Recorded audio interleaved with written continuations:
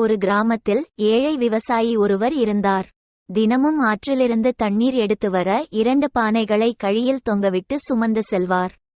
ஒரு பானையில் சிறிய ஓட்டை இருந்தது. அதனால் ஒவ்வொரு நாளும் வீட்டிற்கு வரும்போது அந்த பானையில் பாதியளவு நீரே இருக்கும்.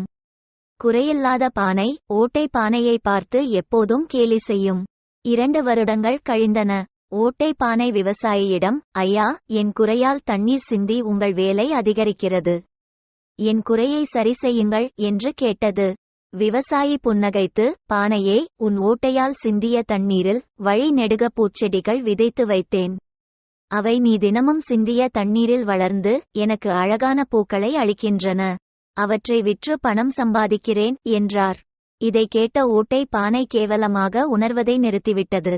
மற்றவர்களோடு நம்மை ஒப்பிடக்கூடாது, அடுத்தவர் என்ன சொன்னாலும் கவலைப்படாமல் நம் வேலை பார்க்கணும் என்று உணர்ந்தது.